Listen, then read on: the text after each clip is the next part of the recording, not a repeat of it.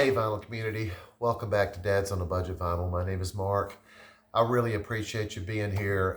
And as a matter of fact, just real quick, I really appreciate all the likes and the subscribers. But I have to say, thank you so much for the comments. They mean a lot. I mean, they've all been really positive, except for the one guy that was sick of hearing about Miles Davis kind of blue. But they've all been very encouraging and very cool. And a couple of you guys have channels of your own that are very successful, and so for the encouragement from you, I really appreciate it. So thanks a lot. I will ask, like and hit the subscribe button. I mean, it motivates me to get off my butt and create more content, and hopefully, that's good for for everybody. But more importantly for me, comment. Let me know what you think and give me some feedback. And I appreciate it all. I dig it all. I'm trying to reply to everything. I haven't yet. And for those of you that I haven't replied to yet, I'm sorry. I've got a new phone. Haven't really figured it out. Most of the time when I try to access my comments to reply, I'm told restricted mode. So if one of you could give me a tip on that, although my 12-year-old JoJo could probably figure it out too. So anyway, no further ado. Thank you so much. I really appreciate it. Want to talk about Joe Walsh.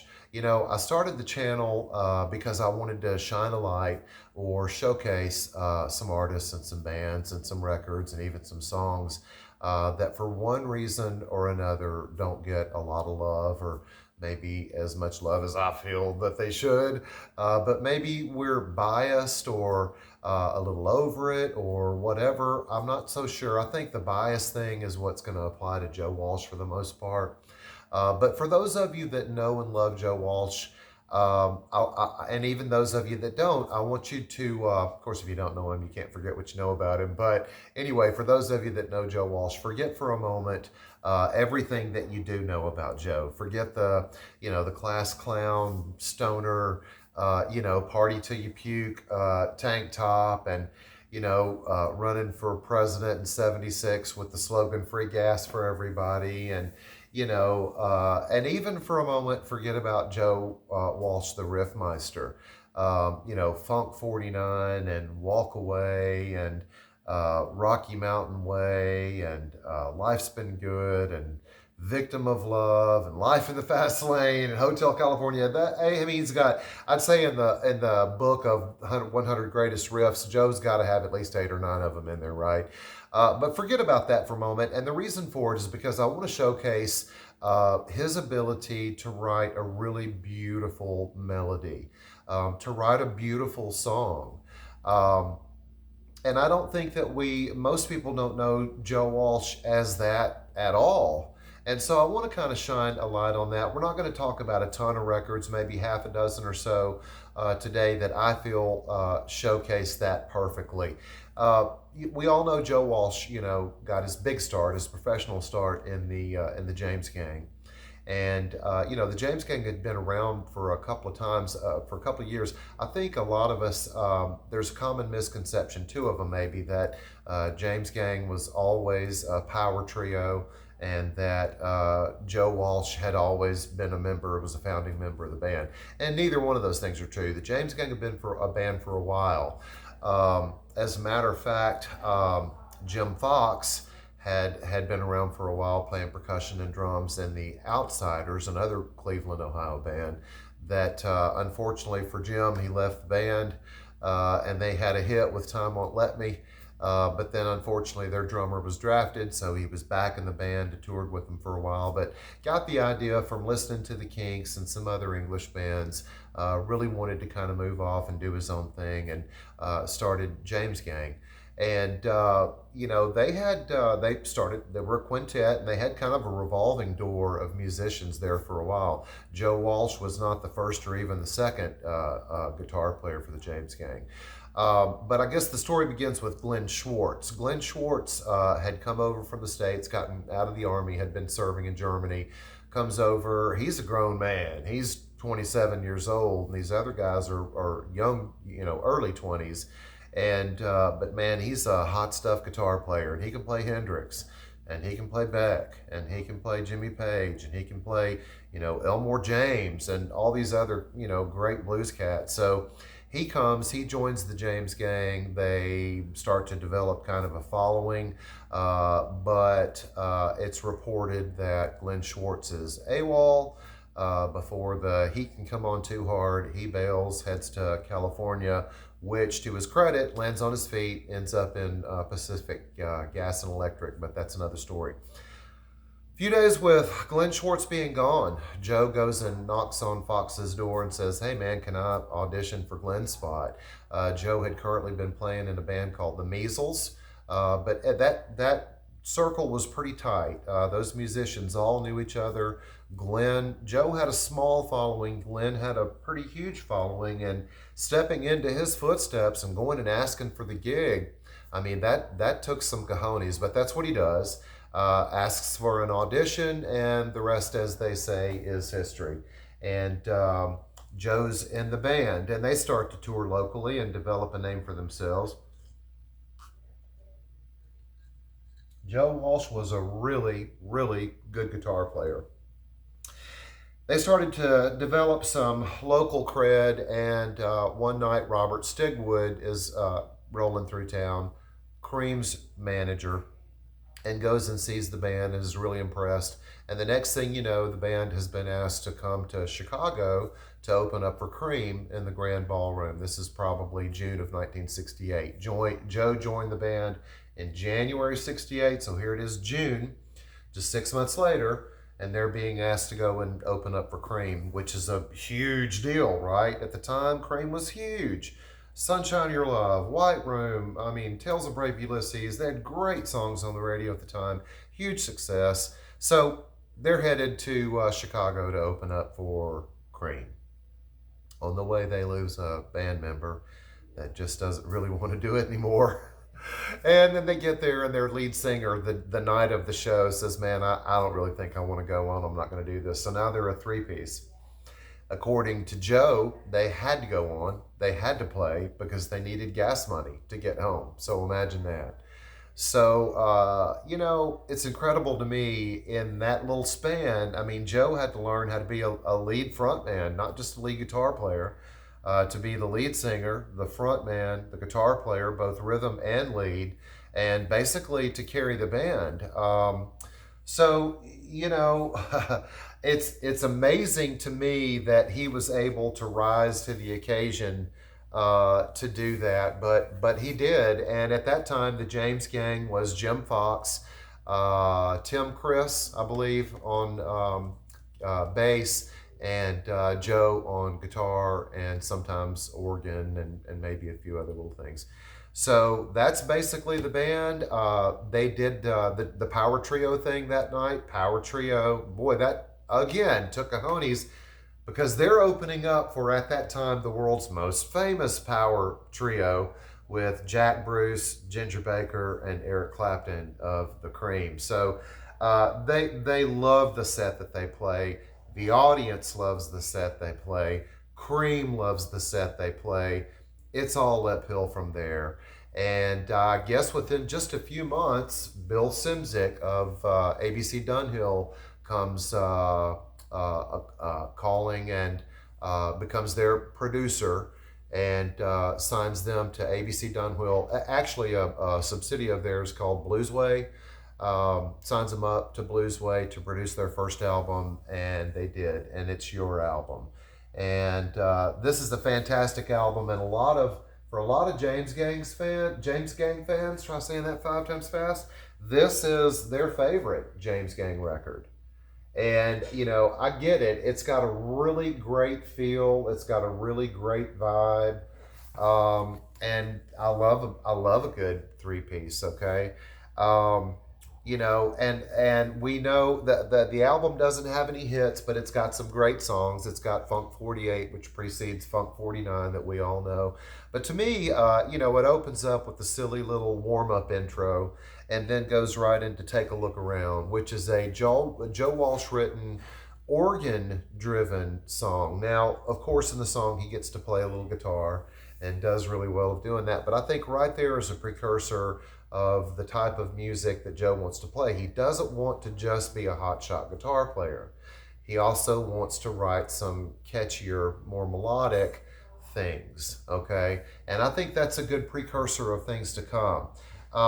They do the excellent cover of Bluebird, which is amazing, and the way that they slow it down and the way that they give the bass line the melody rather than the guitar, which is what you'd be prone to do when you had a guitarist as good as Joe.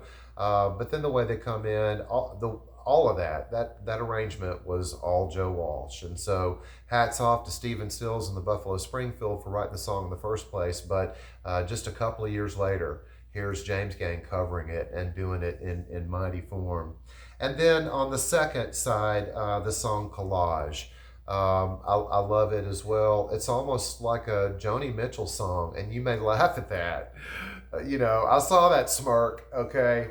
But the fact of the matter is, go and listen to it and replace Joe's voice with Joni's, and I'm telling you. And then, of course, it ends with the fantastic stop, and Fred's a good song along the way. It's a great record, okay? It's not my favorite James Gang. My favorite James Gang would have to be Rides Again.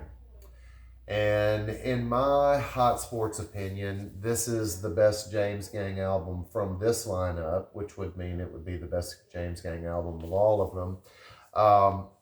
It's a fantastic record, start to finish. And we know the rockers, which is pretty much side one, Funk 49, Ashton Park, Woman, The Bomber. But then side two kicks in. Side two with Tend My Garden, Garden Gate, There I Go Again, Thanks, The Ashes, The Rain and I. Rusty Young's on it, adds a little bit of slide guitar. Jack Nietzsche handles the string section on The Ashes, The Rain and I. Oh, by the way, on that, they hadn't made a ton of money yet. They weren't selling out arenas or anything at that time, certainly, and the label didn't have a ton of money to throw either. And Joe really wanted a string section on The Ashes, The Rain and I. And, here you are with Jack Nietzsche, who writes this wonderful part. Joe hires the string section to come in, and, they're union musicians. They're getting paid by the hour. They come in, they warm up, they lay down the track, and they're done with a perfect take in like 15 minutes.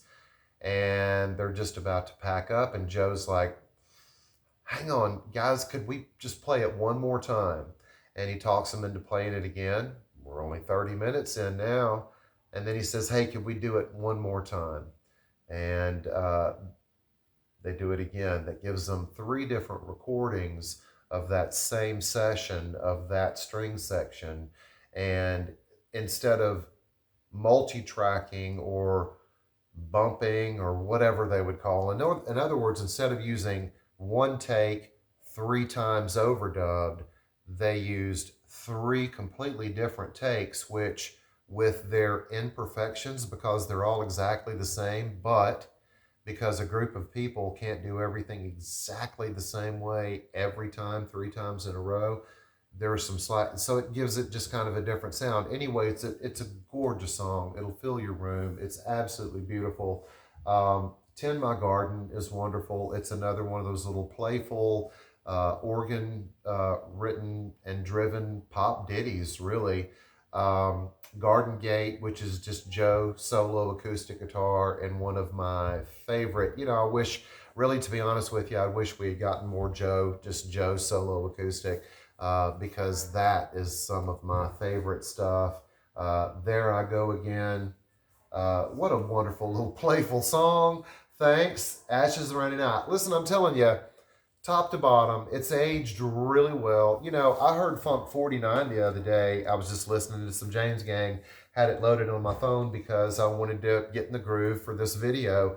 Man, it rocked. That percussion breakdown, is just absolutely fantastic, and Joe's guitar just kills it. So anyway, James Gang Rides Again, my favorite. After that, they did Thirds, and after that, they did the live record. Thirds, of course, had the hit Walk Away. It's a great record.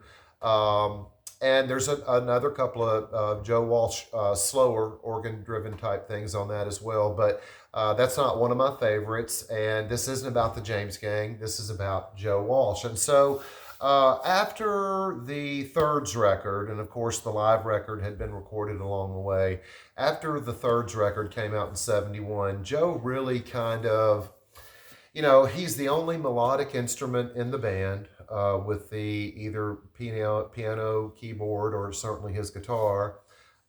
Dale and Jim are rhythm. He's the lead singer, he's the lead guitar player, and he's also the chief songwriter. And that's a pretty big burden. Either that, well, it could go one way or the other. But basically, the band was Joe Walsh with a great rhythm section. And so I think Joe said, if I'm going to do a great band with a great rhythm section, I think I want to go back to some guys I used to play with, and maybe change the direction of the music a little bit more. And that's when he left, moved to Colorado, got married, and started the band Barnstorm. And this album for me just has I guess it's got kind of a hold on me. I love it. I love everything about it. I love the artwork. I love the name of the band, Barnstorm. I love the fact that it was recorded in Colorado. I've never been to Colorado, but I know it's absolutely beautiful because look at that photo. I love the handwritten album notes. I love everything about this record, but the music. It starts off with Here We Go, which is anything but the James Gang. A little slower, a little bit more brooding, a little bit more atmospheric. And then from there, we've got Midnight Visitor, which is kind of a song written about the Strider slash Aragorn character from The Lord of the Rings. The Giant Behemoth, which is kind of a weird tripped out headphone song, and then Mother Says, which is a really great, playful Joe Walsh. And again, the riff, he gets to play some great guitar in it, but the riff comes from the organ. Mother Says is just a great song. Side two, though, really slows down, really opens up with the acoustic Bird Call Morning. Then you've got Home, I'll Tell the World About You. And then that first version that he recorded of Turn to Stone, and then closes off with Coming Down. It's what a great record. It's just an absolutely great record, and it kind of shows a little bit more about where Joe's head was at. I think he didn't want to be just the riffmeister. I think that he wanted to make music that was a little bit more spread out, a little bit more pastoral. And by the way, I think I forgot to mention, so Barnstorm is Joe Vitale that Joe had already played with in the Measles, and Kenny Passarelli. So again, it's another three-piece. But Joe plays, drums, percussion, keyboards, flute, Joe Vitale that is, and their relationship would last quite a while. Kenny Passarelli, bass vocals, and also does some guitar work. But this record is fantastic. Now listen, something that we haven't talked about yet. Joe Walsh is not the greatest singer in the world. He's just not. He's a little bit nasally. My wife throws him in the Neil Young category, but I love Neil's voice, right? The voice serves the music, and I can't imagine any other voice singing it. He doesn't have the greatest tone. He doesn't have the greatest delivery. And like I said, it's a little bit pinched and nasal, but it works for his songs, and he's very melodic. And so Joe Walsh, the singer, who'd have thunk it, right? We're going to move on to The Smoker You Drink, The Player You Get, which is the take on the saying, the higher you get, the better you play. Instead of that, you've got the smoker you drink, the player you get. This is Joe Walsh. Do you see the name Barnstorm on it anywhere? It's too bad, because it's a Barnstorm record. I think by this time, the record company had figured out that they would make more money with the name Joe Walsh splashed across the cover rather than Barnstorm. So there you have it. But again, you've got Joe Walsh, you've got Joe Vitale, you've got Kenny Passarelli, and then Rocky Grace comes in on keyboards.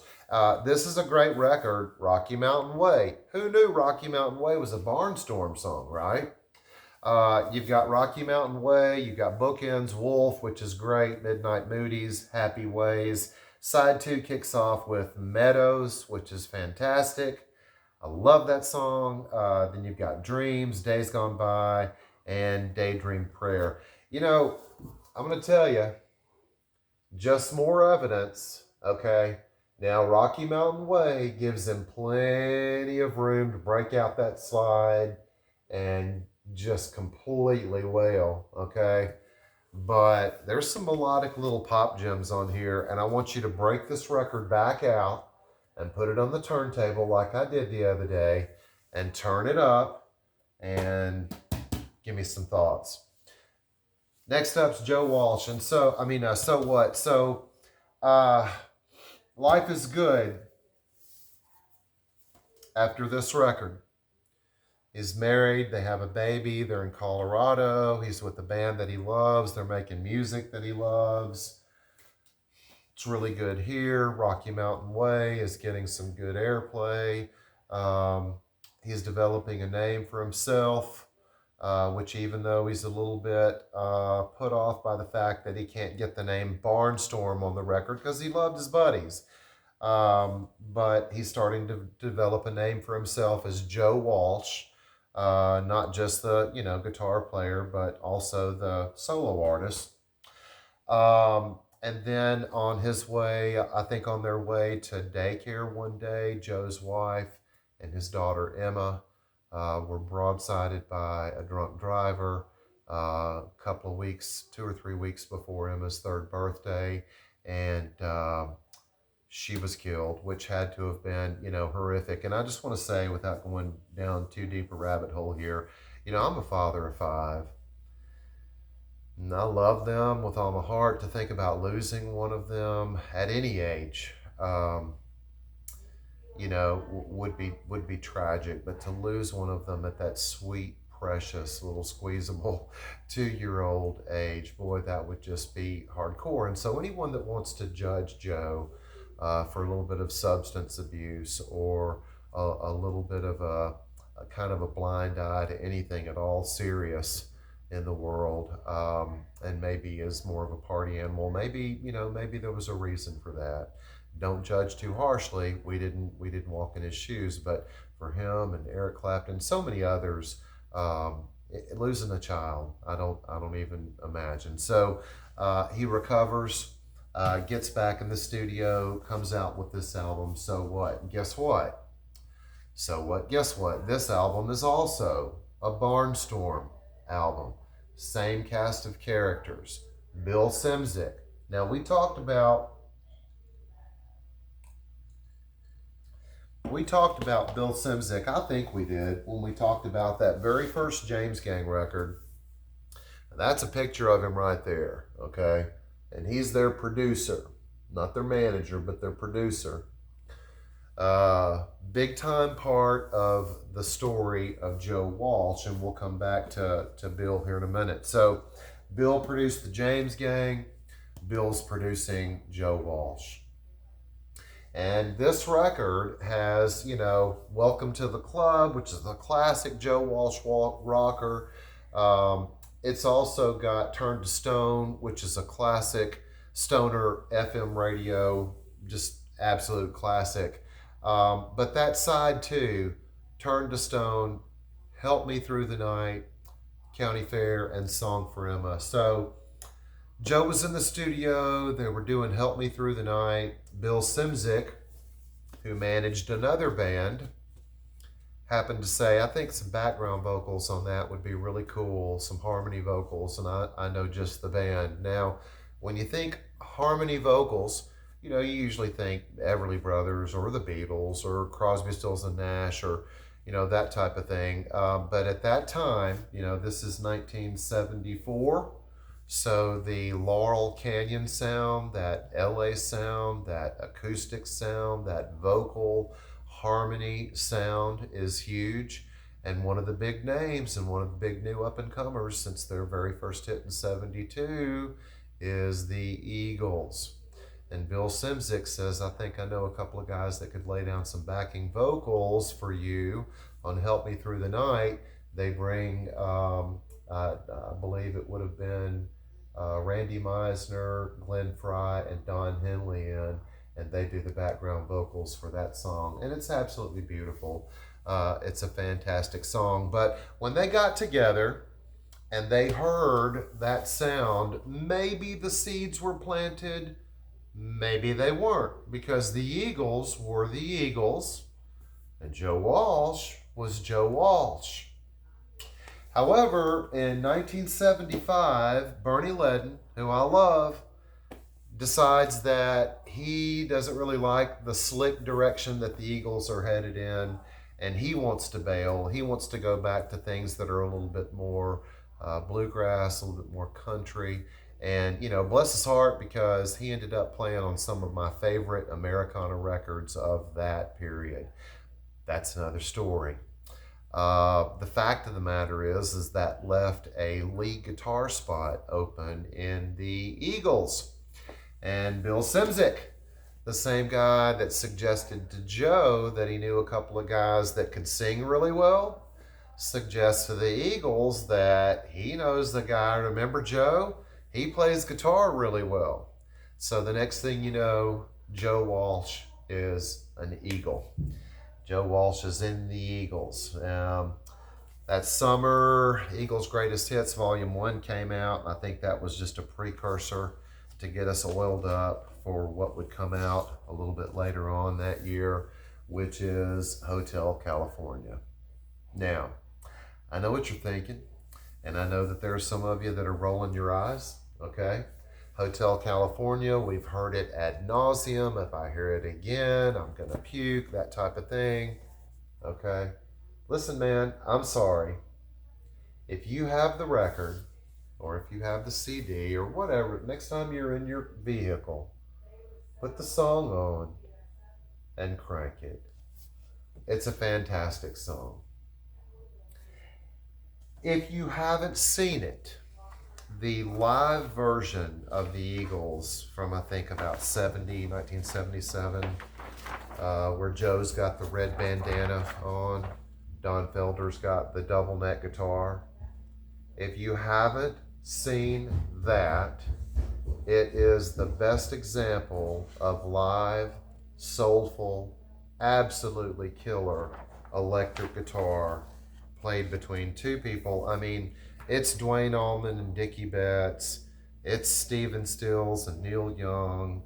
It's Leonard Skinner, Gary Rosington, and it's just amazing. The two of them go off on that solo. They trade the solo back and forth just like they do on the record.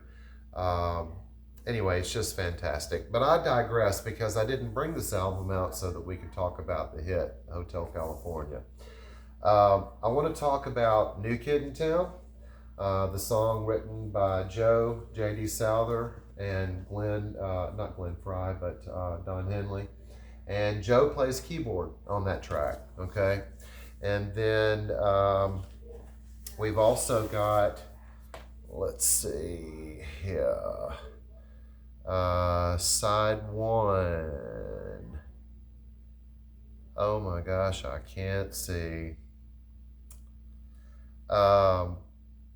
Hotel California, New Kid in Town, Life in the Fast Lane, another Joe Walsh killer, Wasted Time, organ, Joe Walsh. Side 2, Wasted Time Reprise, Victim of Love, with Joe on that slide guitar, sounding so good. But then one of my favorites, and I think one of the best Eagles songs that there was written, Pretty Maids All in a Row. It starts off, it's just great. Hi there, how are you? It's just such a great song. And, at that point, the Eagles went from being a big band to being a huge band and never looked back. Now, the long run, All Night Long, it's a fun little record. We're not going to talk about it because to me, it's not worthy of this conversation within the context of Joe Walsh. Next thing you know, 1978, coming off the heels of Hotel California, a pretty solid solo career. Joe does another record for ABC, but seriously, folks. And this album came out in '78. I bought it when it was new. I was 13 years old. That year, along with the Dire Straits debut record, man, that's pretty much the two records that I played. But this album right here, I think, is an underrated pop gem. I think it's really, with the exception of one track, I think it really is a masterpiece. Now, is it Joe Walsh's Eagles album? Yep, because they're all over it, but only when it matters and only when it's needed. But Joe Walsh on this record writes some of the greatest pop songs, and they rock. Over and Over, Secondhand Store, great song. Indian Summer, At the Station, which should have been on the radio. Should have been on the radio. It's a great song. Side 2, love it. Listen to it. I love it. Tomorrow, Inner Tube slash Theme from Boat Weirdos, which is a funky little instrumental. Love it. And then it finishes off with Life's Been Good, which was the big radio hit. And, that's one song for me that, like Hotel California, for probably most of y'all, I think I've heard enough, although I can probably put it on right now and crank it and absolutely love it. But this album, especially Over and Over, Secondhand Store, Tomorrow, At the Station, those are just absolutely great songs. If you don't know this record, check it out. It won't disappoint you. I think that's a really fun album cover as well. All right, I was going to stop there. I want to just real quick there's always got to be an honorable mention, right? I want to talk for a moment about the Confessor. So that was '78. This is '85. By then, basically everybody was over the Eagles. Everybody was over Joe Walsh. And we didn't know if we'd hear his name anymore. But then he drops this record. All of a sudden, he's got a video in heavy rotation on MTV. He's got a song with some chart success with the title track. And the title track is kind of a two-part track. Love part one, even though it's a little bit Young Gunnish. And part two, I could do without, although there are a couple of moments in it that I really dig. For me, the song here that I really love is Rosewood Bitters. I love that track. It's a nice little, just another little Joe Walsh ditty. Got some nice keyboard and some nice guitar work. So, Joe Walsh, in a nutshell, man, James Gang, Eagles, solo work. Yeah, his career's been a little spotty, but I'm really thankful for the music that you have. And if you don't know Joe, check him out. Check some of these records out. Let me know what you think. Hey, I appreciate you coming and hanging out again. Let's do it again soon. In the meantime, take care. Have a good night.